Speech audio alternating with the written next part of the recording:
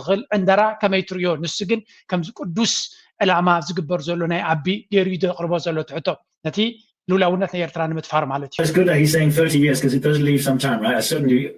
wouldn't recommend just attacking Eritrea, invading, annexing. That's not. Maybe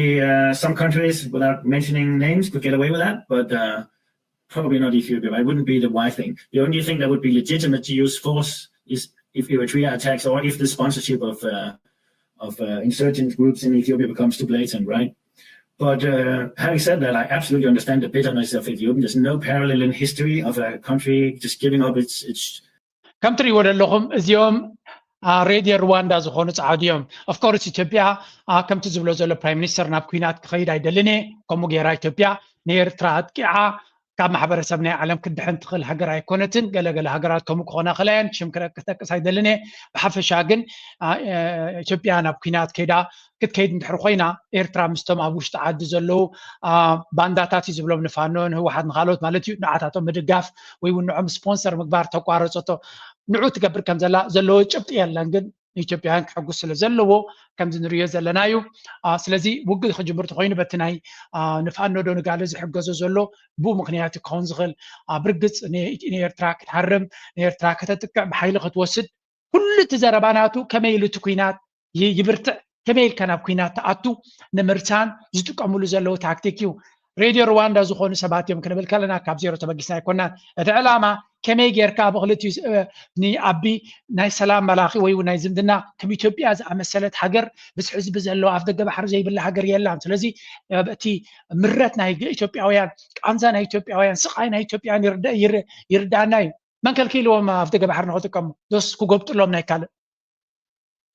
ኣሚን እዚ ኤውሮጳዊ እዩ ታሪክ ናይ ኤውሮጳ ኣብ ኣፍሪካ እንታይ ምዃኑ ዝጠፍአ ኣይኮነን መፅሓፍ ፅሒፍ ኣሎ ስለምንታይ ንኢትዮጵያ ብጌጋ ትርድዋ ኢሉ no wonder stupid ምዃኑ ንኢትዮጵያ ብጌጋ ዝተረዳየለን ኢትዮጵያ ነተን ከባቢኣ እያ ኩሉ ግዜ ጌጋ እናፈፀመት ትነብር ዘላ ግን ኣብ ኢትዮጵያ ትነብር ተኮይንካ ምሳቶም ተመሳሲልካ ንዖም ዝሕጉስ ክትገብር ኣለካ like that and you know it happened because Eritrea actually had a hand in the regime change in Ethiopia in 1991 right you could say they put in place a friendly government that then gave them they think of course that it belongs to them fair enough you can say you know Ethiopia doesn't have a legal claim but it has a moral claim right and it has a practical claim the population size, the history, and you know, it's just this very small piece of desert. If Eritrea had any sort of enlightened approach to it, they would just say, okay, let's negotiate. They could start offering things like tariff-free access, open borders, infrastructure to serve Ethiopian ports. They could do many things, right, to just soften tension, but they do the opposite. No, it's ours and we're not going to give it. We don't have to, and we don't have to because we don't want to, and we don't want to because we don't have to, and nothing to discuss because the law says like this, right? Yeah, but that's just unreasonable. In that case, now I don't want to talk about forms, but then Ethiopia would say, okay, we lost the coastline because of a regime change in Ethiopia. How about we get it back after regime change in Asmara? Exactly. نتيان كبل سلازدلي متينيرو. تايد بلد اللي بحفشة إيرترا نت هزر قبت. أبتيس أنا حدا رجيم تشينج أبي تبيا سلازا كايداتها. رجيم تشينج كتكايد ويون رجيم سرعة نقير استجبره سلام تايو زي الدوخين يكونن. جم كل جزء كم تانا إسرائيل أكتوبر شوعات الزقات أمي إلكات جمرون تاريخنا إيرترا تسأنا حدا كم جمرة جيريو كزارب زفتن. مجمريا إيرترا رجيم تشينج جبرتناو. مغنياتو نت رجيم كغير وز دولي حيتاتو نيرو. إيرترا مساتهم كينات رأي نمنتاي كم جرا نسلاس عمد لحظة بلا سرعة زخونة انت دي عليها توقع مسرته زخونة قبراي تخلينا شعود ما إيرترا نتا بغلط ما رخيبات رأي كونسي حقاونا دما سلف ديترمينيشن مثل رسو سانة سلزينا برنا مثلنا تتكيمنا ريفرندم كاينا على مستعزو بغيرنا دما ناس هاجر كوينا جيسو تايز بلزلو شعود اسخاتكم نتسرعات أديس أبا زولو عليكم بزتعمكم من قدي ناس انتكم ترخيبكم لو مدما ኢትዮጵያ ኣብ ኣስመራ ዘሎ ስርዓት ቀይራ ዘድልያ ኣፍ ደገ ባሕሪ ክትመልስ ትኽእል እያ ኢሉ ዘማኽሮም ዘሎ ኣነ ከምኡ ከማኽራ ይደልን ግን እዩ ዝብል ዘሎ ኤኒዌይ ትሪእዎም ኣለዎም ከመይ ገይሮም ነቲ ኩነታት ነቲ ብኮ ኣብ ምቅፃል ኣብ ሓድሽ ሓሳባት ሓድሽ ተንኮል ሓድሽ ክፋእ ኣብ ምምኽኻር ንዑ ይፈልጥዎን እዮም ኢትዮጵያውያን ኣይብልኒ ኣቢ ይፈልጥዎን ኣይትብልኒ ኻ ግን በገይን ከመይ ጌርካ ነቲ ነገር ተጓሃህር እምበር ኤርትራ ሉላዊት ሃገር እያ ኤርትራ ድማ ናፃ ንግዲ ወይ እውን ከፊልኩም ንኽጥቀሙ ዝኸልከለቶም ግዜ የብላን he knows that everybody knows that ኤርትራ ኣብ ደገ ባሕራ ብሕጋዊ መንገዲ ንኽጥቀም ከልኪላ ይትፈልጥን እያ ባዕሎም እዮም ጠጠው ኣቢሎሞ ሕጂ እውን ንኽጥቀሙሉ ዝኸልከሎም ሓይሊ የለን ጥራይ እንታይ ንኤርትራ ከይከፈሉ ብጥርሑ ኣፍ ደገ ባሕርና ወሲዶም ንቢዝነስን ንርክብን ይብሉና ዌር ኢዝ ዘ ቢዝነስ ኣፍ ደገ ባሕርና ብሓይልካ ወሲድካ ንሕና እንታይ እቲ ቢዝነስ ናትና እንታይ ኢና ክንረክብ ካብ ኢትዮጵያ ክትነግዱ ትኽእል እንታይ ንነግድ ንስኻ ንሕና ሃገርኩም ኣለና ሃገርና ኣለና ንጅቡቲ ትኸፍለ ዘለካ ማዕሪን ኤርትራ ክትከፍል ዘይደሊ ኮይንካ ስሱዕ ገባት ስለ ዝኾንካ ወዲ ገበቲ እንድሕር ኮይኑ ድማ እንታይ ትፅበኻቡ ወዲ ኤውሮጳውያን እንድሕር ኮይኑ ገባት ስለ ዝኾነ ምግባት ጥራይ ዝርድኦ ዓባይ ሃገር እያ ብዙሕ ሰብ ኣለዋ ንኤርትራ ጨፍሊቓ ክትሕዛ ትኽእል እያ ዝብል ኣብ ርእሱ ዘሎ ቫይረስ ኣብ ርእሱ ዘሎ ነወንደር ኤውሮጳ ጥዋዕዋዕ ዝብል ዘሎ ናይ ቀደም ሓንጎሉ ኣብዴት ክገብሮ ስለ ዘይከኣለ ብዝኾነ ንሱ ጥራይ ከይመስለኩም ዓጢቖም እዮም መፂኦም ዘለዉ ግን ንሕና ኸ ንኩሎም ናራኣና ንህዝብና ከነንቅሕ ኣለና I think he is afraid of a war with Ethiopia, and you see Yamana Gebremeskel is instantly tweeting, calling for help and international attention to the belligerent rhetoric from Addis. They know this will be a very, very tough situation coming, and we see that they are trying again. Isaias left for Cairo this morning for a 5-day working visit. Okay, let me answer to this, Mr. Stupid. Eritrea, as a people,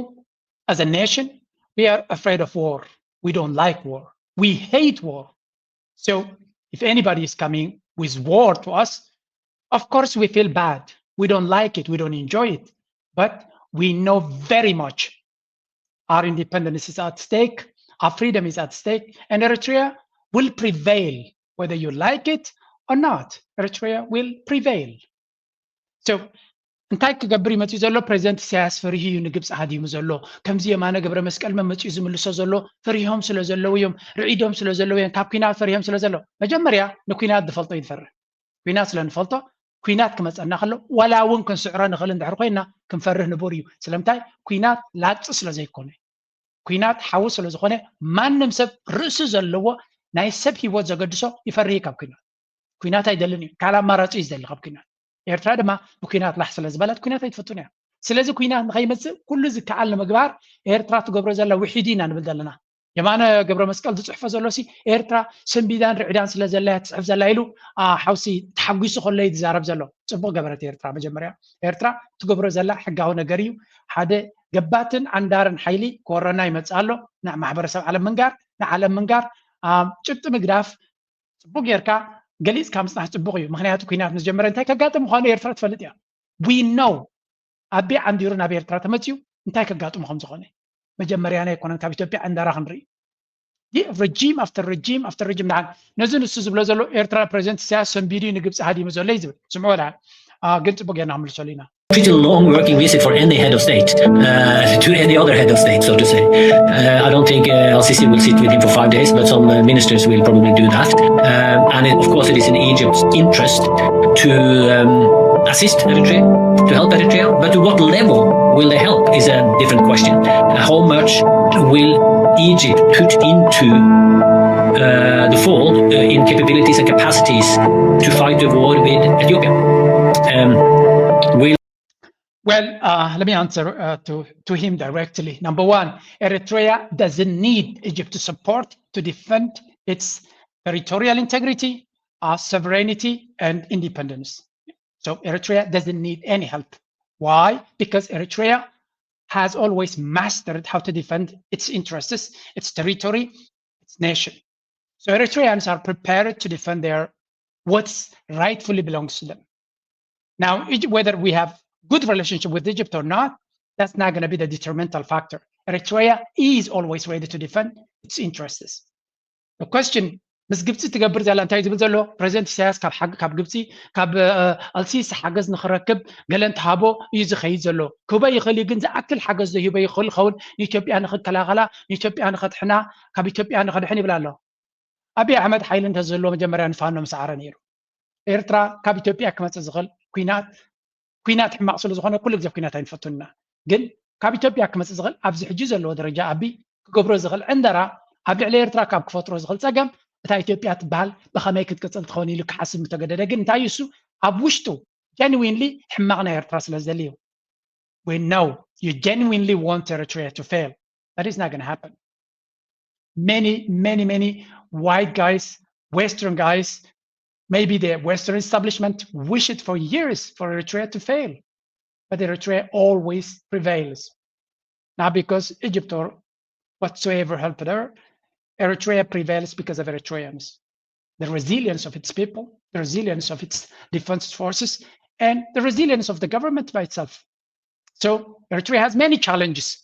but defending its sovereignty is not one of them. So anyway, let's go back to the topic. እዚኣቶም መፂኦም ዘለው ንኤርትራውያን ሞራል ናይ ኤርትራ ንምስባር ንኤርትራ ስምባደ ንምፍጣር ህዝቢ ኤርትራ ኮንዶኾን ገለ ይጭነቕ ይኸውን ኣብዚ ሕጂ ዘለዎ ሓዊ ንወስኸላ ገለስከ ሞራል ንሃቦም ነቶም ኢትዮጵያውያን ንጉዳይ ናይ ፋኖን ናይ ህወሓትን ናይ ገለን ገዲፉ ናይ ሸነን ገዲፉ ናብ ኤርትራ ገጾም ንኽዋግኡሎም እዮም ማሳጅ ዝገብርዎም ዘለው ዘተባብዕዎም ዘለው ስለዚ ኤርትራ ፍርያ ኤርትራ ትገብሮ ኩሉ ነገር ኣብዚ እዋን እዚ ቅቡል ይንዓና ከመይ ኤርትራዊ ድማ ናይ ኤርትራ ኣፅዋር ሚሳይላት ወይ ድሮናት ኣይኮነን ኤርትራ ኣፅዋር ናታ ሓድነታ እዩ ኤርትራ ኩሉ ግዜ ኣብ ህዝባ ዝተመርኮሰ ሓድነት ናይ ኤርትራ ልኡላውነት ናይ ኤርትራ ኣብ ህዝባ እዩ ዝምርኮስ ኣብ ማንም ሓይሊ ከም ዘይምርኮስ ኤቭሪባዲ ኖውስ ካባና ማዕሬና ዝፈልጥዎ ካልኦት ግን ኣለው ዘይፈልጡ በዓል ዝበሃማት ክነግሩና ይንፅበን ኢና ጉድ ከልባችሁ ነው ኢሳያስ አፈወርቂን ፕሬዝዳንት ካክሮችን መንግስቱ ኃይለማርያምን የገለበጠ ኢህአዴግን ስልጣን ያስቀመጠ መለስ ዜናዊን የቀበረ ኃይለማርያም ደሳለኝን በአብይ የለወጠ አብይ አህመድን ቀለበት አድርጎለት አንበርክኮ ቲፒኤልኤፍን ያጠፋ ይህን ኢሳያስ አፈወርቂ ነው እናንተ እንደ ቀላል እናየዋለን የምትሉት ጤነኛ ናችሁ? ጤነኛ ናችሁ ወይ? ማንን ተማምናችሁ? ባጫ ደበሌ ማንን ተማምናችሁ ነው? እስኪ ተጋብር ነው ማንን ተማምናችሁ ነው? ከምዚያ ገይሮም ዝመኽርዎም ተረኺቦም ፅቡቕ እዩ ተሓቂ ድማ እዚ ኢትዮጵያውያን ሪል ኢትዮጵያውያን ደይ ነው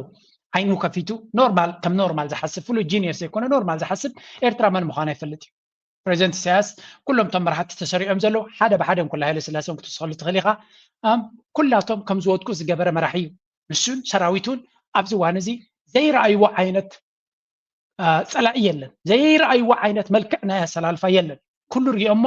ንኩሉ ድማ 1 2 3 4 እናበሉ ኣበሪዒኖም እዮም ስለዚ ናይ ሎሚ ዘሎ ስርዓት ተመጃሊዑ ዘሎ ኣብ ውሽጢ ዓዲ ዘሎ ፀላእትን ኮላይ ክስዕር ዘይከኣለ ሎሚ ናብ ኤርትራ ከይዱ ስርዓት ንኽቕይሩ መንግስቲ ንኽትቅይር እሞኾነ ሓደ ናይ ኤርትራ ዓንተር ዝኾነ ሓይሊ ትማሊ በዓልካ ኣነ እንተደይ መጊበዮ ነዚ ሰብ እዚ ኢልካ ተጓዕብዕ ዝነበርካ ክስዕረየ ኢልካ ምፍካር መጀመርያ ህውተታ ምዃኑን ሓደጋ ምዃኑን ፅላለ ምዃኑን ደጋጊምና ይነግርዎ ኣለዉ ብዝኾነ ኩሉ እቲ ንሪኦ ዘለና ኩነታት ናበይ ክኸይድ ከም ዝኽእል ንምግንዛብ ዝኣክል እየ ዝበኩም ዘለኹ ኢትዮጵያውያን ነቲ ትክክለኛ ስእሊ ፈሊጦም ይነግሩ ኣለዉ ነዚ እንተሰሚዖም ድማ ፅቡቅ እዩ ንኤርትራ ኣይትኽእልዎን ኢኹም ዝብልዎ ብዙሓት እዮም ንኤርትራ ኣይትኽእልዋን ኢኹም ይብልዎም ኣለዉ ካልኦት ለባማቱን ኣምሲሎም ይነግርዎም ኣለዉ ሚኒስትር አብይ ባሰቡበት መንገድ ተይዶ የኢትዮጵያ ህዝብ የባህር በር አግኝቶ ተጠቃሚ ከሆነ በማግስቱ እኔ ከፖለቲካ ለቃለሁ የፖለቲካ ደንቆሮ ነኝ ማለት ነው አይገባኝም ማለት ነው ደደብ ነኝ ማለት ነው ይሄ ጉዳይ እንዳውም የባህር በር የማግኘት እድላችንን የሚያረቅ ነው የሚያወሳስብ ነው ከዚህ በኋላ በጎረቤት አካባቢ ያሉ ሀገሮች ሁሉ ኢትዮጵያን በስጋት ነው የሚያዩት በፍርሃት ነው የሚያዩት 130 ሚሊዮን ህዝብ ነው ያለኝ ብለህ ከ2 ሚሊዮን ከ3 ሚሊዮን ህዝብ ጋር ራስን በጉልበት ማነጻጸር ከጀመርክ በኋላ ማንንም ጎረቤት ሀገር በስጋት ነው የሚያዩ በፍርሃት ነው የሚያዩ ከነዚህ ሀገሮች ጋር ነገ በሰላማዊ መንገድ በጥቅም ልውውጥ በዲፕሎማሲ የባህር በር ጥያቄያችንን ለማሳካት የምናደርገው ጥረት ሁሉ ችግር ውስጥ ነው የሚወድቀው የማይቻል ነው የሚሆነው ኤግዛክትሊ አሚን ልደቱ حتى نعرف بحري كم زميل كتون نيتوب من إيرترا تزراريبا ترداديات أب political discussions مثلا هذا من قد نعرف بحري كان ركب على نكاب زوليو كليل أبتنا نعرف بحري أجندة زرع مسبيو كنت هيبلا له أبي أحمد أنكيد وبزول من قد إثيوبيا عرف بحري ترخيب أنا بحامي يبلا له أبي أحمد النسون دما نزخ تصلوا تقولون أبي أحمد كتصلوا تقولوا intelligence ناتهم politicaوي أتحساس باناتهم أنت أول دير كايجن زود أدرون يكونن شابعي كفلي I don't know إذا كنا كفلي بس هيفلتني أبي أحمد كن كلها نريها لنا شابعي كفلي بلاس كونريل تقوينه أتكالي كله فيك مخانو كل سفليت له بزخونه أنت عايز بلزله أبي أحمد أبزا برلمان سزارة بحجي مش دحر حجة أفتق بحر كن ركب 3 مليون حزبي 230 مليون كلهم هاي كلهم يوم أب عمد ما 3 مليون نوسخ لنا كتب أنت جميركا جبت أنت يا أخذ حسبي له ጅቡቲ 1 ሚሊዮን ኣይትበፅሕን እያ ስለዚ ንስኻ ጎባጥ ስለ ዝኾንካ ንዓኻ ኣሚኑ ኣፍ ደገ ባሕሪ ክበካ ዝኽእል ሓይሊ ክሉ ይኮን ስለምንታይ ትእመን ሰብ ስለ ዘይኮንካ እንታይ ክትገብር ከምቲ ደሊ ኢንቴንሽንስ ናትካ ትነግሮም ስለ ዘለኻ ኖ ወንደር ክትግረም የብልካን ምሳኻ ክንሰርሕ ይደልና ንዓኻ ኣፍ ደገ ባሕሪ ክንከፍተልካ ኣይንደልን ኢና ምክንያቱ ሰራቂ እየ ዝብል ታቤላ ጌርካ ዘማቲ ኣነ ወራሪ ኣነ ክጎብጠካን ክቐትለካን እየ ዝብል ታቤላ ተሰኪምካ ትኸይድ ዘለኻ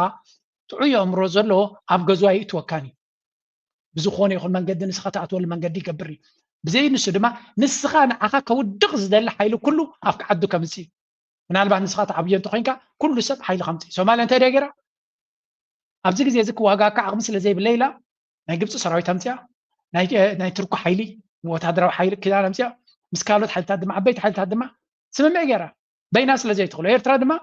ወታደራዊ ዓቕሚ ንዝመፃ ፀገም ንክትብድዕ ዓቕሚ ዘለዋ ግን ስትራቴጂክ ከለኒ ነዊሕ ኣርሒቓ ድማ ምስ መሻርክታ ናይ ዲፈንስ ዲልስ ክትገብር እያ ናይ ካልእ ዲልስ ክትገብር እያ ምንታን እዚ ዓይነት ፈተና እዚ ድሕሪ ግዜ እውን ከይመፅእ ስለዚ እቲ መልሲ ይነግርዎ ኣለዉ ኩላቶም ድማ በብሓደ ትክክለኛ መልሲ ይብዎ ኣለዉ እቶም ንዑ ከደናግሩ ኢሎም ዝመፁ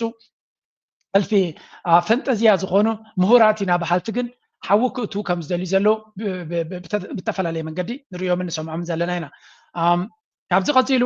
ሓደ ነገር ክነግረኩም እዚ እውን ስምዕዎ ፅቡቅ ገይሩ ነጊርዎም ነይሩ ኣብዚ Largest asset manager in the world by Bitcoin. Ray Dalio, largest fund manager in the world by Bitcoin. President Trump, president of the United States by Bitcoin. Your cousin, Bitcoin's a scam. ከምዛ ትሪእዋ ዘለኹም ዛ ዘረባ እዚኣ ሬይ ዳልዮ ዝዓበየ ኢንቨስተር ናይ ዓለምና ቢትኮይን ግዝኡ ይብለኩም ኣሎ ላሪ ፊንክ ትሪልዮናት ማኔጅ ዝገብር ዘሎ ቢትኮይን ግዝኡ ይብለካ ኣሎ ዶናልድ ትራምፕ ፕሬዚደንት ናይቲ ሃገር ቢትኮይን ግዝኡን ሓዝዎን ይብለኩም ኣሎ ሓደ ጠፋሽ ቤተሰብካ ዲ ወላ ኣብ ከባቢኻ ዘሎ ግን ቢትኮይን ስካሚን ድሕሪ ኢልካ ንመን ኢኻ ክትሰምዕ ዘለካ ክትርዳእ ኣለካ እናበለ እዩ ዝዛረብ ዘሎ ሓደ ዓብ ፀላዊ እዩ ስለዚ ኢንቨስት ግበሩ ፍለጡ ተማሃሩ بتخيل من قدي إنفست جيركم تخيلكم أبي هوتكم كتعوّت تدخلوا حنت أنت زي جيركم قن زي هوتكم زي حجز الله وصرت رايك توسع در سلاس عمت قربت اللي جنزب يا توسع بقولوا بات كاد ما العلاقة كيدا يدخلني غا إنفست مكبار كتفلتن كتمهرنا لك وده ما حق السوداليو سنة كورس سودو فعلهم كتجبروا تدخلوا أملاك حقسكم الجناب تزوبانا يتوصلن لاتم مريت توسد بسلام انشرس يميلون ኢህአዴግ ስራ አስፈጻሚና እነዚህ አሁን የወጡ ይባሉ ሽማግሌዎችን ጭምር ባሉበት በሙሉ ድምጽ የተወሰነው አንደኛው አስረጅ የነበረው የደህንነት ሹሙ ነው እንዲወሰድ በቃን ብሎ ፓርላማም ቀርቧል ታውቃላችሁ ራሱ የወሰነው ውሳኔ ግን እንዳይፈጸም 2 ዓመት ገደማ አንቆ ይዞታል ይሄ ኃይል ትሪ ወደለኹም እዚ ኣብ ስልጣን ክመጽእ ከሎ ኣብቲ ፓርላማ ዝበሃል ዘሎ መጽኡ ዝበለ እዩ ኤርትራ ብውዕል አልጀርስ ዝተወሰነላ ውሳኔ መሬት ትውሰድ ተባሂሉ ተወሲኑ እዩ ነቲ ዝተወሰነ ዝተቐበልዎ ንኸይተግብሩ ሸንኮለል ዝገብሩ ዝነበሩ ህወሓት ምዃኖም ይዛረብ ነይሩ ስለዚ ውዕል አልጀርስ ተወሲኑ ጥራይ ዘይኮነ እቲ ኢህአዴግ ዝበሃል እውን ተቐቢልዎ ከም ዝነበረ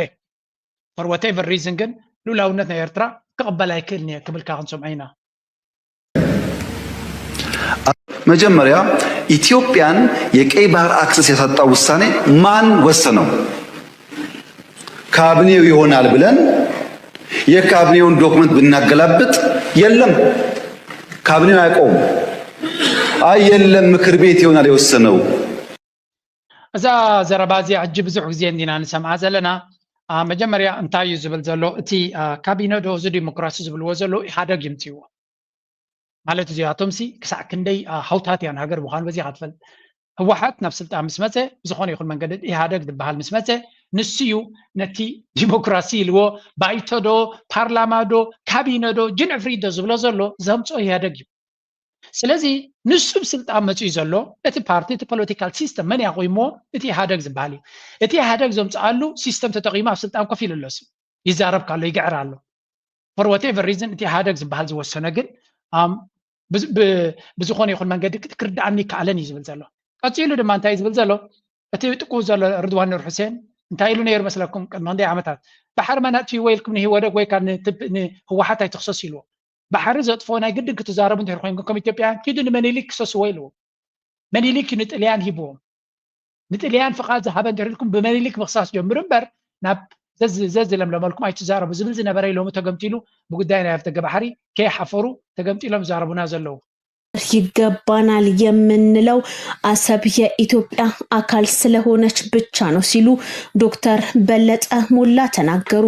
የባህር በር ጉዳይ የሚነሳው እንደ ሀገር መውጫ መግቢያ ስላጣንና ስለታፈንን አይደለም፣ የወደብ ክፍያ ስለበዛብንም አይደለም፣ የህዝብ ቁጥራችን ብዙ በመሆኑ ብቻም አይደለም፣ 10 ድስት ስለተጣደ ወይም ስላልተጣደም አይደለም። መውጫ መግቢያ አጣን ብለን የምናወራው የላሙ ወደብ ወይንም ፖርት ሱዳን ይገባናል አላልንም። ኒውዮርክ ወይንም ኬፕ ታውን ወይንም ሌላ ይገባናል አላልንም። ይልቁኑ አሰብን ጠቅሰን የባህር በር ይገባናል የምንለው አሰብ የኢትዮጵያ አካል ስለሆነች ብቻ ነው። አላግባብ ከም ትሪእዎ ዘለኹም እዚ ሓደ ካብቶም ናይ አቢ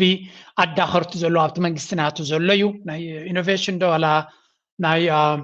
ሚስተር ጋርበጂዝም አይ ዶንት ኖ ናይ ምንታይ ሓላፊ ምዃኑ ከም ትሪእዎ ዘለኹም ቅድሚ ሕጂ ኣብ ደገ ባሕሪ ክብሉ ከለዉ ካብ ሙሉእ ቀርኒ ኣፍሪካ ኢና ንሓትት ነርና ይብሉ ኣለዉ። ሕጂ ግን ኤክስክሉሲቭሊ ሕቶ ኣብ ደገ ባሕሪ ጥራይ ዘይኮነስ ዓሰብ ናትና ስለ ዝኾነ እዩ። ስለዝኸበረና ወይ እውን ስለተሸገርና ወይ እውን ብሕሱር ክንጥቀም ስለ ዘለና ወይ እውን ገለመለ ዘይኮነሲ ዓሰብ ናትና ስለ ዝኾነ እዩ ዝብል ዘሎ ባር ክሳዕ ክንዱ ናትካ ምዃኑ ትተኣማመን ድሕሪ ኮይንካ ሕጊ እንተለካ ጭብጢ እንተለካ ቤት ፍርዲ ምኻድካ ነርካ ሰራቂ ስለ ዝኾንካ ሓሳዊ ስለ ዝኾንካ ገባቲ ስለ ዝኾንካ ግን ናብ ቤት ፍርዲ ክትከይድ ኣይትኽእልኒ ኢኻ። ስለዚ ስለዘይትኽእል እንታይ ትገብር? ሓይሊ ንዘይብልካ ብሓይሊ ከተፈራሪኻ ትፍትን ዘለኻ እዚ ሕዝቢ ኣለኒ ሰብ ኣለኒ ገለ ክትብል ትኽእል ኢኻ። ባት ንሱ ይኮነ እቲ መፍትሒ። ኩናት ቅድሚ ሕጂ እውን ብዙሓት ኢኹም ነርኩም ብቁፅሪ ማዕረ ስለ ዝኾነ ይኮነ ሰብራ ኤርትራ ስዒርኩም እንታይ ዳ ንዕላማ ንቅዱስ ዕላማ ዝቃለስን ንግበታ ንስርቂ ዝቃለስን ሓደ ይኮነን መንፈሶም ብብዝሒ ድማ ክትቅይሮ ይትኽእልኒ ኢኻስ። ስለዚ ከም ንሪኦ ዘለና እዚኣቶም ካብ መሓውር መንግስቲ ናይቲ አቢ ንኩናት ጥራይ ሕልሚ ምዃኖምን የግዳስ ነቲ ዝደልይዎ እውን ከተግብሩ ዓቕሚ ዘይብሎም ስለ ዝኾኑ ሃብታትያን እዮም ክንሰምዖም ኢና። ኣብዚ ካ ስምዑ ብፍላይ እቲ ብወገን ኣምሓራ ነዚ ናቶም ዕንደራ ፅቡቅ ዝኾነ መልሲ ክቦ ኢና ንርኢ ዘለና። ፅምዶ ድማ ክንምንታይ ግብረ መልሲ ይወሃቦ ከም ዘሎ ክንርኢና ንመለስ ኣብዚ እንደው ስለ ኤርትራ ከመግለጽ በፊት ቀደም ከነ ጌታቸው ረዳ ጋር ተያይዞ ስለ ፕሪቶሪያም ያነሳው ነገር ነበርና ፕሪቶሪያን ሲያነሳ ምን አለ መሰለኝ ተዋዋዮቹ እኮ ከኛ ጋር ናቸው ምንድነው የሚፈልገው አለ። የጋብቻው ላይ አይደለም በነገር ላይ ፕሪቶሪያ የተፈረመው ወደ ይዘቱ አልገባም which is እኛም በማንስማማባቸው በሂደቱም በውጤትም ደረጃ ማንስማማባቸው ድንጋጌዎች አሉ። ያው ጦርነትን በማስቆሙ መልካም ቢሆንም ማለት ነው። ነገር ግን አጠቃላይ ቴክኒካሊ ካነሳ ተዋዋይ ወገኖቹ ቲፒኤልኤፍ ባንድ በኩል የፌደራሉ መንግስት ባንድ በኩል ናቸው። ነገር ግን ጌታቸውና ጻድቃን ስለሆነ የፈረሙት በቃ የፈረሙት እኛ ጋር ፕሪቶሪያ እየተፈጸመ ነው ብሎ ሊያታልል ሞከረ። ልክ የጋብቻው እንደሆነ ሁሉ በሁለት ኢንቲቲዎች መካከል የተደረገው እንዳልሆነ ለማስመሰል የሄደበት ልቀት በጣም አስቂኝ፣ በጣም ድንቁርና የተሞላ ብሓፈሻ አብይ አሕመድ ዝተዛረቦ ብኩሉ ነጥብታት ኣብዚ ፓርላማ መፅኡ ተዛረቦ ብኩሉ ህዝቢ ኣምሓራ ብሓፈሻ ብዝበፅሒ ህዝቢ ኢትዮጵያ እንትርፎ ፀገም እንትርፎ ተፀላእነት እንትርፎ ሓሶትን ምትላልን ዝኾነ ይኹን ቁም ነገር ዝረኸበሉ የለን። እቶም ዘጣቅዑ ዘለዉ እቶም ፕሮፓጋንዲስት ናትዮም ዝቁፀሩ እዮም ድማ እቲ ሪል ህዝቢ ኢትዮጵያ ነቲ ኩነታት ናቱ ክቕበሎ ድልውነት የብሉን። ስለምንታይ ፈፂምካ መፍትሒ ከምፅእ ዘይክል ብግምጣሉ ፀገምን ሽግርን ከምፅእ ንኸምኡ ኢሉ ዝተሃንደሰ ነገር ምዃኑ ተረዲዎም ስለ ዘሎ ብፍላይ እቲ ውዕል ፕሪቶሪያ ተባሂሉ ዝተገበረ ገይም ፀወታ ካብ መዓልቲ ናብ መዓልቲ ሓደገኛ ፀወታ ከም ዝነበረ እናተጋህደ ይመፅእ ኣሎ። አብይ አሕመድ ድማ ነቲ ውዕል ፕሪቶሪያ ንጻድቃንን ጌታቸው ረዳን ዝመረፀ ኣካል ናቱ ስለ ዝነበሩ ነቲ ንሱ ዝደልዩ ኣጀንዳ ዳ እምበር ንህዝቢ ትግራይ መዋፅኦ ንክገብር ወይ እውን ነቲ ዘሎ ሽግር መፈፀምታ ንክገብር ኢሉ ከም ዘይገበሮ ተጋሩ ተደጋጋሚ ብግልጽ ክዛረቡ ጀሚሮም ኣለዉ እንጂ ነቲ ናይ አቢ ገይም ድማ ንጹር እናኾነ ይመጽእ ኣሎ። የፕሪቶሪያን ስምምነት የተፈራረሙት እኮ እዚህ ናቸው ያሉት ጌታቸውም ጻድቃንም አሰፋም ይላል። ሁለተኛ የፕሪቶሪያ ስምምነት እኮ ትጥቅ መፍታትን ይጠይቃል ምናምን ይላል። አሁን አሜን የፕሪቶሪያ ስምምነት የተፈረመው ከድርጅት ጋር ነው። ከነጌታቸው ጋር በግል የመሰረተው አክሲዮን ወይም ከሆነች እንስት ጋር የፈረመው የጋብቻ ውል አይደለም። የግለሰቦች ውል አይደለም። ግለሰቦችን ምን አጣቀሰው? አሁን በቃ ያለ ሰው እንደሆነ እኮ የምታዩት በድርጅቶች መሀል የተካሄደ ጌታቸው ምንድነው ካለ ወከለው ድርጅት ጻድቃን ምንድነው? ጻድቃን ይዞ ሄደው ውክልና ራሱ የምን እንደሆነ አላውቅም። ምክንያቱም at the end of the day በፕሪቶሪያ ስምምነት ሰራዊቱ فتحدو كنت يقبرالو يتكونتات أبي أحمد زختلو زل من قدي ولا ونتهم هو حد تغلى ضيفة هو حيلتات أبغوني هو حد يقولوا أبغوني تقرأي نخوني زدف أم زلوا لك كم تني يرتراويان بكل من قد زلوا أبغوني حجرنا نخون ولا ون بس من قصك سامع زيد اللي زنبرع منقو أبغوني حجر نخون زقبر زلوا بس عندراناتو نتجارد ما كمي مغنياتو TDF زبال حيل زنبرع بتكوينات ناف بريتوريا مسكدن تايلو عبي مس TDF زبال أي فرارة من يعني بس من قصة تقرأي أي فرارة مني بس من يد فرارة بس هو حد يد فرارة ميلو كاب تليتنا يتجار وزاي مسوحات يتفراري بمبال تزاريب سلازي زفرمه هو حد عنبر صادق وي ጌታቸው ረዳ ይኮነ ግለሰባት ንትካል ወይ ውን ፓርቲ ንፖለቲካዊ ወይ መንግስታዊ ትካል ወኪሎም ዝገበሩ ወንበር ንግሎም ዝገበሩ ወይ ኮነ ስለዚ እንደምንታይ ውዱቅ ሰብ ዝኾነ ፍጹም ኣብ ግለሰብ ኣብ ሕጋዊ አካይዳ ፖለቲካዊ አካይዳ ክርዶ ዘይከኣለ ምዃኑ እዩ ዝነግር ዘሎ ውፅኢት ናቱ ድማ ከም ንሪኦ ዘለና ብኩሉ መንገዲ ብተጋሩ ተሪር ዝኾነ ተቃውሞ ክገጥሞ ንርኢ ኣለና ተኣመንት ወይ እኒ ናይ ክርስትና እምነት ተኸተልቲ ንዝኾና ከዓ ኣብ ፊት ማርያም ፅዮን ኮይና ኢና ንውስን ዘለና እዚ ማለት ንሙስሊም ኣሕዋትና ከዓ ኣብ ኣልነጋሽ ፊት ኮይና ኢና ንውስን ዘለና እዚዩ ሓወልትና ኣብ ቅድሜና ጌርና ሃይማኖትና እውን ሓደ ብሄራዊ ዓቕምና እዩ ንኩላና ኣብዚ ኮይና ንፍፅሞ ከዓ ዝትግበር ምዃኑ በዚ ኣጋጣሚ እዚ ክገልፀልኩም ደሊ መልእኽቱ ረዚን ምዃኑ እውን ክገልፀልኩም ደሊ ዝተረፈ ኣጋ መወዳእታ ንኩሎም ብሄራዊ ዓቕምታት ትግራይ ሰራዊት ህዝቢ ትግራይ ግዚያዊ መንግስቲ ትግራይ ንህዝባዊ ወያነ ሓርነት ትግራይ ንኣመኸተ ዝተሳተፉ መስዋዕቲ ዝኸፈሉን ሕዚ እውን መኸተ ህዝቢ ትግራይ ደጊፎም ደው ዝበሉ ብሄራዊ ውድባት نملا إثيوبيا نحن أبلاتن أمرارحان معراب جنبارن أرمسسان زلونا استرفونا حزبن منجستن تلقون علاماتاتن نمززام كمون دحننتن هلاون مخبار نكايدوم صنحنا دلونتنا ناي مرغغاص كل عينت وتادراو سلطنا حزبنا التناخيرنا بمقصال وحسنتنا كمنا رغاغز دقيمنا نهزبن منجستن تግራይ كنرغاغز نفوتو كم نريو زلنات سراويت ناي تግራይ بكل منجدي اب ጎኒ ህዝቢ ትግራይን ኣብ ሓደ ዕላማን መርገጽ እንተጠዊሉ ከም ዘሎ ኢና ንርኢ ዘለና እዚ ድማ ኣካል ናይቲ ዝኽየት ዘሎ ኩነታት እዩ ብኩሉ መንገዲ ከሪየኩም ህወሓት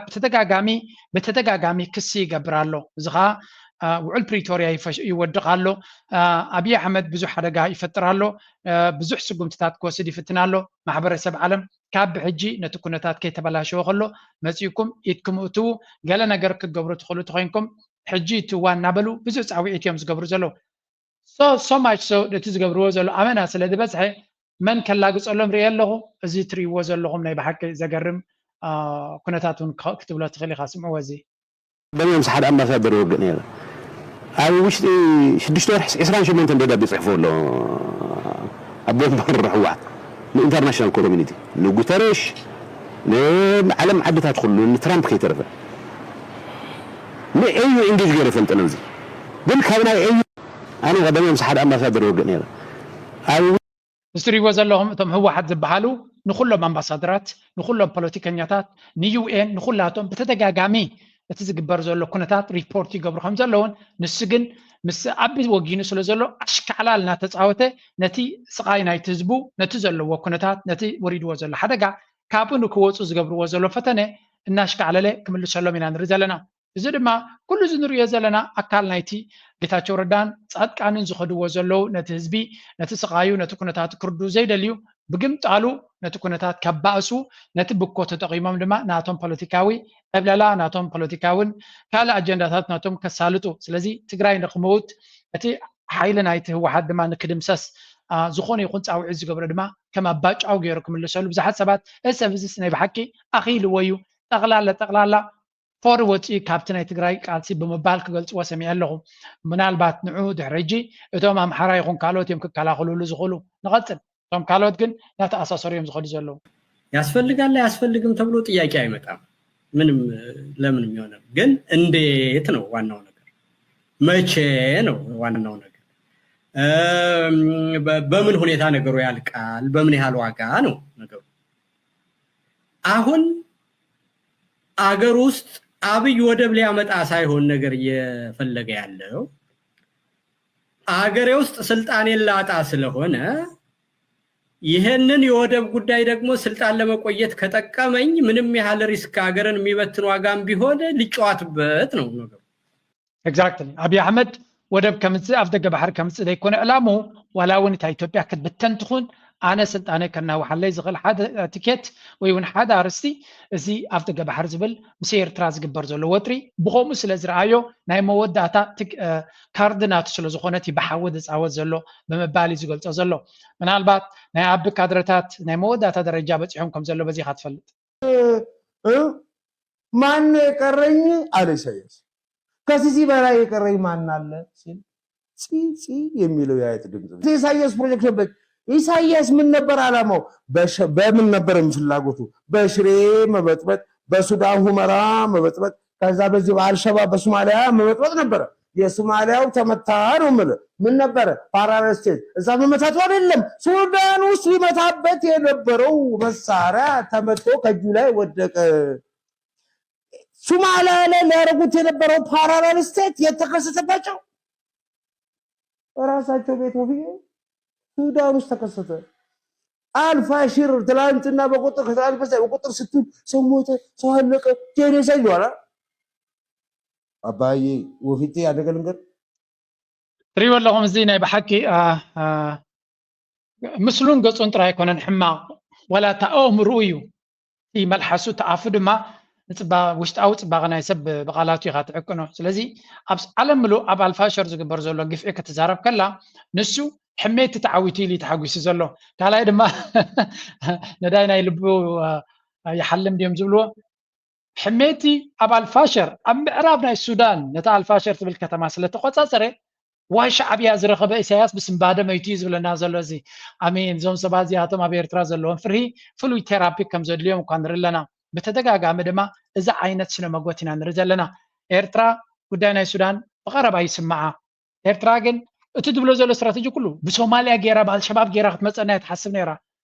እንታይ ክትገብር እያ ብኣልሸባብ ትመፀካ ኤርትራ? እንታይ ስለ ዘለካ እያ ትመፀካ? እስኻ ኢኻ ኣብቲ ውሽጣዊ ጉዳይ ናይ ሶማልያ ከም ድሌትካ ዕንደራ ትገብር ዝነበርካ። ሶማልያ ድማ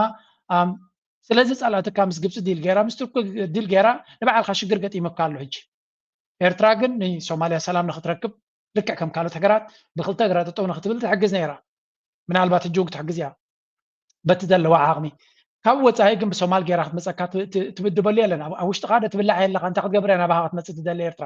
ኤርትራ ነቲ ትገብርዎ ዘለኹም ዕንደራ ጠጠው ከተብላ እያ። ምክንያቱ ሞትኩም እቲ ስርዓት ባዕሉ ንምማቱ ባዕሉ የቀላጥፍ ስለ ዘሎ። ስለዚ ብኩሉ መንገዲ ንሪኦ ዘለና ኣንፃር ኤርትራ ገጅፍ ዝኾነ ፕሮፓጋንዳ እዩ። ነታ ፅምዶ ትበሃል ድማ ክልተ ሰለስተ ረእይዎ ኣብዚ is also, of course, how the federal government of Ethiopia is presenting or understanding or perceiving the Tsimdo process, where you have a alignment. ክልቲኦም እዚኦም ረእይዎም ኣበይ ኢኻ ትሪኦ? ትርስሓት ናይ ኣእምሮኦም ኣብዚ ኢኻ ትሪኦ። It's what they call Tsimdo or Simdo, and I think in Tigray Simdo it is grand. So a rough translation would be a grand alliance among. So now it is transnational. So Eritrea, TPLF, Fano, some faction of Fano, and possibly Ola. Do you consider this as a reality or just a mirage? What binds them together? እንታይ ዝሓቶ ዘሎ ፅምዶ ዝበሃል ኣብ መንጎ ህዝቢ ኤርትራን ህዝቢ ትግራይን እዩ ተገይሩ ዘሎ እቲ ኦፊሻል ፅምዶ። ንሱ ግን እንታይ ይብላ ኣሎ? ኣብ መንጎ ህወሓትን መንግስቲ ኤርትራን ከም ዝግበር ዘሎ፣ ከምኡውን ገለ ክፋል ናይ ፋኖ ምስ ኤርትራ ውስጥ ትግራይ ፀሚዱ ከም ዘሎ፣ ሸነ እውን ምስኦም ክኣቱ ከም ዝኽእል። እዚ ፅምዶ እዚ ክሳዕ ክንደይ ቅንዕና ዘለዎ እዩ? ብትክክል ከንታይ ክኸውን ይኽእል ይብሉ ኣለዉ። ስለዚ ብዛዕባ ህዝቢ ዝሓልዩ ከም ዘይኮኑ ካብዚ ኣፎም ክሰሜና ሕጂ I don't know, but it is pie in the sky to think that that would work, right? Can you imagine, heaven forbid, OLA and Fano taking over Al-Qaeda? They wouldn't even agree on the name of the city that they're in, right? They would be fighting immediately. So the only name I could come up with for such an alliance would be the coalition to destroy Mother Ethiopia. And who would benefit from that, right? Maybe the sponsor, the regime in Asmara, would benefit from that. Maybe they see that as their ticket to survival, to destroy Ethiopia. I don't think so. I don't think that's a ticket to survival. I think, well, maybe for the regime, I don't know, but definitely not. እንታይ ብላ ለሰምዑ ኣለኹም ፅምዶ መጀመርያ እቲ ክግበር ዝኽእል ሓድነት ፅምዶ ዝበሃል ንምዃኑ ከጋጥም ዝኽእል ኣይመስለንን እዩ ምክንያቱ ነቶም ፋኖ ዝበሃሉ ከም ሸፋቱ ትቆፅሮም ፋኖ ኣብ መሬቱን ኣብ ርስቱን ኣብ ዓዱን እዩ ዝዋጋ ዘሎ ንረብሓ ህዝቢ ድማ እዩ ዝቃለስ ዘሎ እዚ ግን ኣብ ኣዲስ ኣበባ ኮይኑ ምስ ኣቦ ኮይኑ ሸፋቱ እዩ ዝብሎም ዘሎ ኦኤልኤ ዝበሃሉ ኦሮሞ ሊበሬሽን ፍሮንት ዝበሃል ድማ ንረብሓ ህዝቢ ኦሮሞ እዩ ዝቃለስ ዘሎ ስለዚ ምስ ኣቢ ድማ ኣብ ብዙሕ ኔጎሽት ክገብሩ ዘተ ክገብሩ ገይሮም ጠሊምዎም ብሕማቅ ምሶም ከም ተፈላለየ ይዝከር ስለዚ ንህወሓት ድማ ከምኡ ንኩላቶም እዚኣቶም እንታይ ዘጣምር ኣለዎም ስለዚ ንኣዲስ ኣበባ ንኸፍርሱ ንኢትዮጵያ ንኸፍርሱ ነታ ሃገር ንከውድቑ እንተደይ ኮይኑ ካልእ ንዓታቶም ዘራኽብ መጥቢ ክህሉ ይክእልኒ እዩ ስለዚ ምስ ኤርትራ ዝግበር ፅምዶ መጀመርያ እዞም ሓይልታት እዚኣቶም ክፀምዱ ደማ ይፀምዱን እቲ ሃገር ንዖም ትቐርብ ካብ ንዓኻ ኣብ ማዕዶ ኮንካ ኢኻ ትዛረብ ዘለኻ ካልኣይ ድማ ፋኖ ኣብ ኣዲስ ኣበባ መፅኡ እንተዝዋጋእ ካልእ ኣርእስቲ ሽዑ ምኾነካ ትዘረባ ፋኖ ኣብ ገዝኡን ኣብ ዓዱን እዩ ዝዋጋ ዘሎ እቲ ኣብኡ መፅኡ ዝዋግኦ ዘሎ ድማ ንረብሓ ናቱ ኣይሓለወን ፋኖ ድማ ብመሰረቱ ሕማቅ ከም ዘይኮነ ኣብን ጀነራላቱን ዘመጉስዎን ዝዕልሉልን ዝዝምሩሉን ዝነበረ ሓይሊ እዩ ስለዚ ንዖም ጠሊሙ ንዓታቶም ንኸጥፊ ኢሉ ኣብ ውሽጢ ሰሙን ከጥፎም እየ ዝተበገሰ ንሱ እዩ ነይሩ ግን ወላ ስትሬት ፎርወርድ ንዝኾነ ነገር ብፍፁም ክርድኡ ዘይክእሉ እዮም ኤርትራ ስለተሓወሰቶ ንኢትዮጵያ ከውድቕ ዝደሊ ስርዓት ኣብ ኤርትራ ስለ ዘሎ ንሱ ኣጀንዳ ናቱ ንኤርትራ ንምውዳቕ ስለዝኾነ ጥራይ ብምባል ነቲ ፅምዶ ከፀሎም ኢና ንርኢ ዘለና ፅምዶ ክሳብ ሕጂ ዝሰራየ ድማ ኣብ መንጎ ህዝቢ እዩ ነቲ ኣብ ዶባት ዘሎ ህዝቢ ዝገብሮ ዘሎ ረብሓ ኣይርእይዎን እዮም ሶም ዋይ ናታቶም ረብሓ ኣይኮነን ሰላምን ፍቅርን ረብሓ ኣይኮነን ኩናትን ዕግርግርን ዝደሊ ሰብ ብሰላምን ርግኣትን ወይ እውን ፍቅርን ሓድነትን ናይ ህዝቢ ደስ ኣይብሎን እዩ ስለዚ እዚኣቶም ከም ትርእይዎም ዘለኹም እቲ ሓደ እውን ስምዕዎ and the Mekele leadership, be that the TPLF or the interim government, I'm calling it the Mekele leadership, and that the Ethiopian government looks upon this, which from the TPLF side is presented as grassroots reconciliation between people to people of Eritrea and Tigray, whereas the federal government looks upon it as a political, possibly military alliance against Ethiopian interests. That a foreign enemy country, hostile country, is directly collaborating with a subnational unit in Ethiopia, which is, of course, if that is true, a direct threat of control and stability in Ethiopia. And then, finally, this is a long line of argument. እንታይ ዝብል ዘሎ ንኣቢ ሽፋን ክገብር ንውሕ ዝበለ ቪድዮ እንዲ ገይሩ እንታይ ዝብል ዘሎ እቲ ፅምዶ ዝበሃል ዘሎ በቶም ኣብ መቐለ ዘሎ ኤሊት ነቲ ህወሓት ካብኡ ክሃድም ዝደሊ ዘሎ ጠቕላላ ኣብ መቐለ ዘሎ ፖለቲካዊ ሓይሊ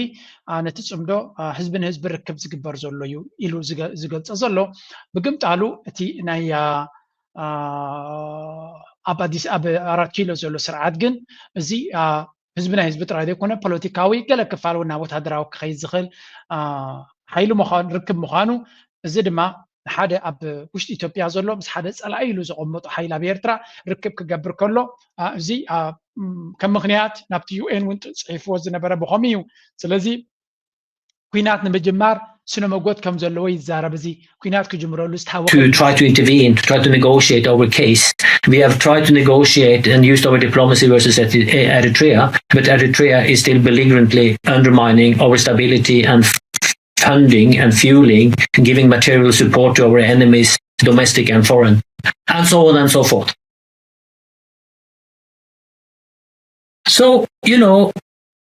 even though Abiy and Ethiopian government says that we need, it's an existential issue for us, we need sea access, but we want to negotiate that peacefully. Now they have preempted all possible negotiations, according to themselves. እንታይ ዝብል ዘሎ ብሓፈሻ እቲ መጀመርያ ቅንዕና ከም ዘይብላ በይኻ ትርኢ እቲ ዝብሎ ዘሎ ገለ ነገር ወሳሲ ኩሉ ክትብለ ትኽእል ኢኻ ብሓፈሻ ናይ ኣፍደገ ባሕሪ ሕቶ ከም ዘልዕሉ ዘለውን ካልእ ድማ ኣብቲ ውሽጣዊ ጉዳይ ናቶም ምትእትታዊ ይግበረለይ ኣሎ ዝብል ዘረባ ዝተፈላለየ ዓይነት ክስታት ኣቕሪቦም ከም ዘለውን ግን ንሳቶም ድማ ኣብዪ ኣሕመድ ኣፍደገ ባሕሪ ይደልየ ዝርርብ ክግበረሉ ከም ዝኽእል እቲ ኣፍደገ ባሕሪ ድማ ናይ ህላዊ ሕቶ ምዃኑ ገለ ኢሉ ብዲፕሎማስያዊ መንገዲ ክገብሮ እየ ገለ ዝብል ዘረባ ነይሩ ግን ባዕሉ ሕጂ ዲፕሎማስን ዝርርብን ክትዕን ክግበር ከም ዘይክእል ዓፅይዎ ይባዕሉ ስለምንታይ ብኩናት ክገብሮ ከም ዝደሊ ስለዝገለፀ ስለዚ ትሕቶ ሕጂ ናብ ኩናት ከመይ ገይሩ ይጅምርን ኣይጅምርን እንዳይትሕቶ እምበር ነቲ ብሰላም መንገዲ ዝበሃል ዝነበረ ኣፍ ደገ ባዕሉ ሓፂዎ እዩ ኩሎም ቶም ኢትዮጵያውያን ዝብልዎ ዝነበሩ ልደቱ ይኹን ይልቃል ይኹን ካልኦት ኩላቶም ዝብልዎ ዝነበሩ ተመሳሳሊ ንስ እዩ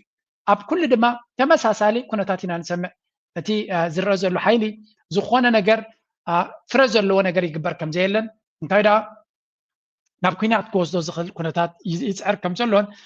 እዚኦም ሰባት እዚኣቶም ድማ ኩናት ደንጉይዎም ከም ዘሎ ጥራይና ክንግምገም ንኽእል ኩናት ደንጉይዎም ከም ዘሎ And they have shown the cards that, you know, it comes a time when we have a right to self-defense. ከም ትሪእዎ ዘለኹም እዮም ስለዚ ንኩናት ንኽጅምር ክላሲካል ኬስ ከም ይፈጥር ከም ዘሎን ተሪፉ ዘሎ መንጎኛታት ኣትዮም ገለ ነገር ክገብሩ እንተዘይክኢሎም ማንም ከኣቱ ዝኽእል ሓይሊ ድማ የለን እዩ ዝብል ስለዚ ንኩናት ንኽጅምር ኣብይ ኣሕመድ ኩሉ እቲ ክግበር ዝግባእ ነቲ ዓለም ንኸተደናግር ዘድልየካ ኩሉ ነገር እተን ቦክሳት ቼክ ገይርዎን ከም ዘሎን ዝተርፎ ኣብ ባይታ ከይድካ ኩናት ምግባር ምዃኑ ጥራዩ ኣብቲ ካልእ ቪድዮ ናቱ ንውሕ ዝበለ ቪድዮ እዩ ተዛሪቡ ዘሎ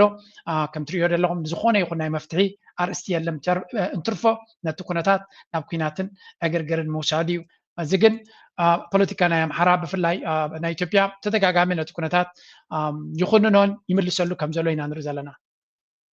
ዶክተር ደሳለኝ ውጪ አንዳንድ አልፎ አልፎ ሌሎች አሉ በተረፈ በድን የሆነ ለአብይ አህመድ ምስጋናና መወድስ ለማቅረብ የሚሽቀዳደሙ የምክር ቤት አባላትን ያየ ነው አንዳንዱ እንደውም ከሱ በላይ አብይ አህመድን እንደው ክንፍ የሌለው መልአክና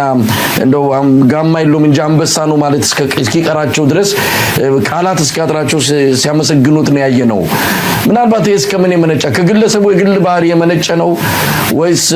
ምን ብለን ልንወስደው እንችላለን? ያው በኢህአዴግ ጊዜ ቀደም ብሎ በተለይ መለስ በነበረበት ሰዓት ላይ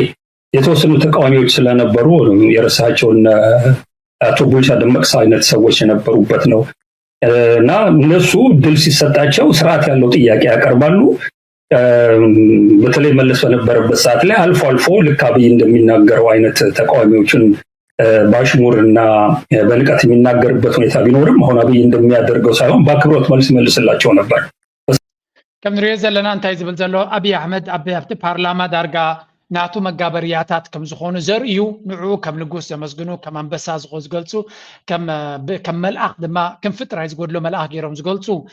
ፖለቲካ ፓርላማን ገለ ተቃወምቲ ሒደት ዝሓቱ እዚ ደሳለኝ ዝበሃል ዘሎ ተወላዲ ኣምሓራ ዝኾነ እዩ እንታይ ኢሎም ኣለው ሻዕብያ ኢሎም ኣለው ናይ ሻዕብያ ሕቶ ኢኻ ኣቕሪብካ ኢሉ ስለ ዝመለሱ እሱ ነታ ዝሓተቶ ሕቶ ሻዕብያ ኣብዚ ፓርላማ ኣትዮም ክሓቱኒ ኣይተፀበኹም ብምባል ሻዕብያ ኢኻ ወይ ኤርትራ ኢኻ ብምባል ገሊፅዎ ነይሩ ስለዚ ከምዚ ዓይነት ኣብ ግዜ መለስ እውን እንተኾነ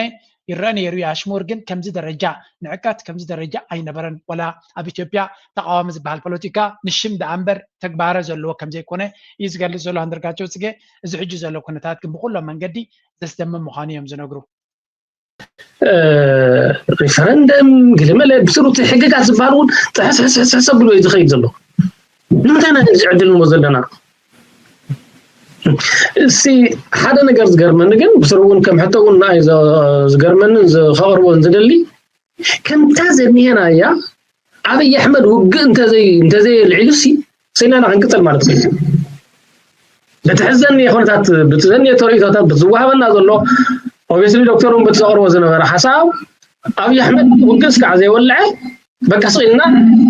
ቀንፈሰው እናበልና ድንበር እዩ ዝበሃል ዘሎ ኣነ ምርጫ ይኸውን እንዚ ብሓፈሻ እቲ ኩነታት ብኩሎም መንገዲ ከም ንሪኦ ዝመስል እዩ ብትግራይ ዘሎ ኩነታት እዩ እዚ ኣብ ከባቢና ዘለው ህዝቢ በተለይ ንኤርትራውያን ሰላም ዝደሊ ናይ ኤርትራ ህዝብን መንግስትን ንሰላም ደው ምባል ክንቅፅለሉ ኢና ጆኖሳይድ ንዝቐፅል ሓይሊ ከዓ ኩሎም ጆኖሳይድ ዝቃወሙ ሓይልታት ኣብ ከባቢና ዘለው ኣምሓራ ይኹን ኤርትራ ይኹን ኣጎብ ይኹን ዓፋር ኣብ ጎኒ ህዝቢ ትግራይ ክኾኑ ኣብ ጎኒ ሰራዊት እዚ ክኾኑ ከዓ በዚ ኣጋጣሚ እዚ መልእኽትና ንሕልፍ ኤግዛክትሊ እቲ ፅምዶ ኣብ መወደተ ደረጃ በፅሑ ከም ዘሎን ኣብይ ኣሕመድ ድማ ናብ ትግራይ ክገብሮ ዝኽእል መርገፂኡ ኣነፂሩ ስጉምቲ ምውሳድ ጥራይ ተርፎ እዚያ ትመስል እስከ ናብቲ ማሕበራዊ ኩነታት ዘሎ ክንሰግር እዚያ እስከ ንጀምር ኣላ ግን ኣምሳውለነት እዩ ማለት እዩ ኣነ እዚ ሕጂ ኣይድግፎን እዩ ትረዲእክኒ ኣነ ዝድግፎ እንታይ እዩ ሜሪ ከም ሜሪ ንኣብነት ኣነ ሓደ ካብ ማንነተይ ዝብሎ ብሔራዊ ማንነት እዩ ምሽቶ ጓል ትግርኛ እየ ጓል ባት ትግርኛ እየ ስለዚ 24/7 ከመይ ገይረ ነታ ትግርኛ ኣብ ዓለም የፍልጣ ጥራይ ሓሳበይ ተርዲክን ሓሳበይ ስምዒተይ በቃ ድሌተይ ገለስ ከመይ ገይረ በቃ ነታ ኣነ በቃ that's all I know ተርዲክን በቃ ማንነት እዩ ብሔረ እዩ ናተ እዩ ወግዕ እዩ ባህለ እዩ ቋንቋ እዩ ስምዒት እዩ ናይ ትግርኛ ንኣብነት ምሽቶ ሕጂ 24/7 ኣነ ብዛዕባ እዚ ዝሓስብ ማለት እዩ እታ ጓል ኩናማ ከዓ ከምኡ ክትሓስብ እየ ዝደሊ ኣነ ባህላ እዩ ማንነት እዩ ንሳ ኮይና ምስ መፀትኒ ኣነ ከዓ ኣነ ኮይነ ምስ ከድና ኢና ነቲ ናይ ክልቴና ሰናይ ዝኾነ ብሔራዊ ማንነት ለቢስና ብሓደ ንነብር ከም ደቂ ሃገር ተረዲኪ ሕጂ ዝገሊአን ዝገብርኦ በቃ ልዕሊ መጠን ልዕሊ ኣስላማይ ኮንካ ምዃን ልዕሊ ክርስቲያን ኮንካ ምዃን ልዕሊ ኩናማ ግን ኣምሰልነት እዩ ሪሊ እዚኣ ሕጂ ኣብ ተቃውሞ ነዊሕ ዓመታት ተንቀሳቂሳ ዘላያ እቲ ደንበ ተቃውሞ ኩሉ ግዜ ከይተበገሰ ዝፈርስ ስለምንታይ ምዃኑ ርእሳ ክሓትት ኣይከኣለን the problem is እዚ ናትካ ተሓሳስባ ኣብ ፖለቲካ ስለዘይሰርሕ እዩ ስለምንታይ ብናትካ ተሓሳስባ እቲ ሃገር ክትመቃቐል ኣለዋ ኩላ እዛ ተዛረባ ፀነት ማንነተይ ዶ ገለመለ ዶ ዝብል ዘሎ ንሃገር ዝመቃቐል እዩ ኣብ ኢትዮጵያ ዘሎ ፀገም እኮ ኦሮሞ ብዛዕባ ኦሮሞ ጥራይ ስለ ዝሓስብ እዩ እዞም ሰባት እዚኣቶም ክሳዕ ክንደይ ተኣምሮም ተደፊኑ ዘሎ ኣነ በዚ ዝገርም ኢትዮጵያ ዘባልዓ ዘሎ ኦኬ ንኢትዮጵያ ንግደፋ ሱዳን ዘባልዖም ዘሎ እኮ ከም ሱዳናውያን ክሓስቡ ስለ ዘይከኣል እዩ ኣሚን ሰብ ደወደይ ኣብ ቅድሚኻ ዝረአ ዘሎ ተኸፊቱ ዘሎ መፅሓፍ ኣንቢብካ ክርዳእካ ኣይክእልን እዩ ሊብያ ዘባልዖም ዘሎ እኮ ገዳፊ እኮ ከይዲ እዩ ሊብያ ከም ሊብያውያን ክሓስቡ ስለ ዘይከኣሉ ሓደግ ብዓለይቱ ሓደግ በቲ ናቱ ፀቢብነት ንርእሱ ዝመልኣ በኣ ስለ ዝኸይድ ዘሎ እዩ ስለዚ እዚኣ ሕጂ እቶም ኤርትራውያን ከምቲ ንሳ ትብሎ ዘላ ትግርኛ እንድሕር ኮይኑ ባህሉን ክብርታቱን ሃይማኖትን ዝዓቀበ እዩ ቤተክርስትያኑ ይኸይድ ስርዓት ይገብር ኣቲ ተኸዲናቶ ዘላ ባህላ ኣይኮነን ኣብነት ፀጉሪ ናይ ኤርትራውያን ኣብ ደገ ዘለዋ ደቂ ኣንስትዮ ፀጉሪ ናይ ህንዲ ናይ ብራዚል ክኽደና ባህለን ኣይኮነን but they have no problem with that ኩሉ እቲ ሜካፕ ዝገብርኦ ድዩ እቲ ኣብ ኢደን ዘሎ ናይ ፅፍሪ ድዩ ኩሉ እዚ ባህልና ኤርትራ ኣይኮነን ምስ ባህሊ ዝተሓዝ የብሉ ኣክቹሊ እቲ ባህሊ እውን ኣይፈትዎን እዩ ካብ ካልእ ቀዲሕን ንክወዛ ፀገም የብለን ካብ ካልእ ሓወናተን ትግርኛ ጎረቤቱ ንኣብነት ኣብ ከባቢ ዓዲ ቀይሕ ሳሆ ጎረቤት እዩ ምስ ጎረቤትካ ተመሳሲልካ ምንባር ድማ ልቦና እዩ እሽነት ኣይኮነን ብሌናይ ጎረቤቱ ትግርኛ እዩ ክልቲኦም ተመሳሲሎም ንክነብሩ ድማ ኮኤግዚስተንስ እዩ ጥበብ እዚ ኣነ ኣብ ስዊስ ዝነብር ክብሪ ኣለዎም ኣብ ናሕትዶም እቶም ፍሬንች ዝዛረቡን ጥልያን ዝዛረቡ ጀርመን ዝዛረቡን ብጣዕሚ እዮም ዝከባበሩ ናይቲ ሓደ በዓል ተሓደ የኽብሮ ናይቲ ሓደ ድማ ተሓደ እዚኣቶም ኣብ ፖለቲካ ዘይሰርሕ ኮንሰፕት ሒዛ ዘይሰርሕ ምዃኑ ድማ ዓመት ናርኣያቶ ከላ ነቲ ዘይሰርሕ ዘሎ ንሱ ክኸውን ዘለዎ እያ ትብል ዘላ ኣብ ኤርትራ ዘሎ ሰብ ንስኻ ክትበፅሑ ኣብ ዘይትኽእል ደረጃ ንቕሓት ይበፅሑ ዘሎ ስለምንታይ ናቱ ኣኽቢሩ ነቲ ጎረቤቱ ድማ ክኽብሮ ክብረት ድማ ቱ ዌይ ስትሪት እዩ ዝበሃል ንሰብ ናትካ ወሲድካ ምስ ኣኽበርካዮ እዩ ዘኽብረካ እምበር ንትግርኛነቱ ገዲፍካ ብሌናይ ኮን ዝብለ የለኒ ብሌን ገዲፍካ ትግርኛ ኮን ዝብለ ብሌን እዩ ብኡ ዝዓቢ ጎረቤቱ ግን ትግርኛ እዩ ንትግርኛ ይኽብር ብሃይማኖት ክርስቲያን ተኮይኑ ነተስላማይ ይኽብር ከምዚኣ እንድሕር ኢልካ ተኸባቢርካ ብሰላምን ፍቕርን ቅሳነትን ኩልኻ ድማ ሓንቲ ፅላል ኤርትራውነት ትበሃል ኣላትካ ንክልቲኻ ማዕረ ትብፅሓካ ንዓና ኮስኮስካ ተኸይድካ ሰናይ ነገር እዩ ጎረቤትና ብየማናን ፀጋምናን ዘባልዖም ዘሎ እዚ ኣተሓሳስባ ስለዘይብሎም እዩ ስለዚ ንሕና ፅቡቅ ነገር ኣለና ዝጎለና ነገራት ኣሎ ኣብቲ ዝጎለና ክንሰርሕ ኣለና ነቲ ፅቡቅ ነገርና ከፍርሱ ዝደልዩ ክርኢ ከለኹ ግን ብጣዕሚ ዝገርም ሕጂ ምህርቲ እያ ትበሃል ተማሂራ እያ ትበሃል ኣትሊስት ዩኒቨርስቲ ከይዳ እያ እቲ ሕቶ ግን ስቲል ኣብ ኤሮጳ እናተቐመጠት ነቲ ኩነታት ናይ ዓለም እናርኣየቶ ዝሰርሓ ሃገራት ከመየን ዘይሰርሓ ሃገራት ሃገር እንታይ ኣውደቓ እናርኣየት ፖለቲካ ግደፎ ከም ሕብረተሰብ ንክትነብር ግን ጥበብ የድልየካ ሕብረተሰብ ናይ ኤርትራ ድማ ካብ ጥንቲ ጥቅምቲ ብሓደ ክነብር ዝኽእል ዝነበረ እዩ ነፍሲ ወከፍ ፈተና ናቱ ድማ በዚ ናታት ተሓሳስባ እዩ ትግርኛ ናተይ ጥራይ ኣስላማይ ናተይ ጥራይ ትግርኛ ክርስቲያን ናተይ ጥራይ ካቶሊክ ናተይ ጥራይ ፕሮቴስታንት ናተይ ጥራይ ክብል ተጀሚሩ እቲ ፀገም ዝመፅእ እምበር ብሓባር ነናትና ኣለና ሃገር ግን ናይ ሓባር እያ ሃይማኖትና ነናትና ካልእና ነናትና ሃገር ግን ብሓባር እያ ብሓባር ድማ ኢና ንዋደቐላን ንከላኸለላን ንነብረላ ድማ ንኸብረላ ድማ ዝብል ኣተሓሳስባ ክህሉ ኣለዎን ዝብል ስለዚ እዚ ዘረባ እዚ ክሰምዑ ከለኹ ገለ ካብቶም ኣብ ደገ ሳዕሪሩ እንድዩ ነቲ ደንበ ተቃውሞ ሓመኹሽቲ ገይርዎ ዘሎ እዚ እዩ ስቲል ግን ካብኩም መሃር ኣይትሪን ኢኻ ተሓዝን ባር ስቲል ኣሜን ንነዊሕ ከስማዓኩም ኣይደልነኩምን ናበለይ ዝኸይድ ዘረባ ትርጉም ዘይብሉ ዘረባ ምዃኑ እዩ ሓንቲ ዘረባ ኣላ ኣብዚኣ ምናልባት መን ከም ዝገበራ ይፈልጥን እየ ግን ኣነ ክወፅእ ከለኹ ቀደም ኣብ ተጋድሎ ሓርነት ኤርትራ ክሕወስ ከለኹ ኣይፈልጥን እየ ነይረ ዓረብ ተማሂረ ሎሚ ሰምዕ ምስ ሰብ ክዛረብ ይኽእል ምእንቲ ምስ ኣሕዋተይ ክዛረብ ምስ ኣሕዋተይ ክረዳዳእ ቋንቋ ዓረብ ጥራይ ዘይኮነ ትግረ ተማሂረ ካልኦት ቋንቋታት እውን ክሰምዕ ንስዕር ኩልና ሓደ ነናቱ ቋንቋ ነናቱ ባህሊ ሒዙ መፅኡ ኣብ ሓንቲ ሃገር ንርከብ ስለ ዘለና ነናይ ሓድሕድና ቋንቋ ክንመሃር ፅቡቅ ግዜ እንድሕር ኣለና እቶም መንእሰያት እቶም ንኣሽቱ ተተማሃርና ፅቡቅ ኣነ እኳ ዓብየ እቶም ንኣሽቱ ግን ኤግዛክትሊ ካብዚ ጥዕም ልቦና የለን ናይ ሓውኻ ናይ ጎረቤትካን ናይ መናብርትካን ቋንቋውን ባህሉን ለሚትካ እንተኽበርካዮ የኽብረካ ክብረት ድማ ሰብ መጠን ዘኽበርካዮ መጠኑ የኽብረካ መጠን ዘዋረድካዮ የዋርደካ ስለ ዝኾነ እታ ምኽሪ ኣብኣ ጌርና ክንውዲና ናይ ሎማ ሰብ ዝኽደየ ላይ ግበሩ ሸር ግበሩ ሪቶኹምን ሓሳብኩምን ኣብ ታሕቲ ግደፉ ታንክ ዩ من يني حلاف ترايا يلو من يني كرس سهل مقيح عاتر نوح بقى خير إلي لحمدي هو ناس بحري عاتا من يوم تاريخ وزرس طيقو اليوم زي والعوز وصل تيو وصلو العشاق يوصلو رزق زبس عمو تقول يزلو عمو قلبو نوال عدي عدي لالو صفع كل دمي بحري ترمي عمو قلبو نوال عدي عدي لالو صفع كل دمي بحري نبيني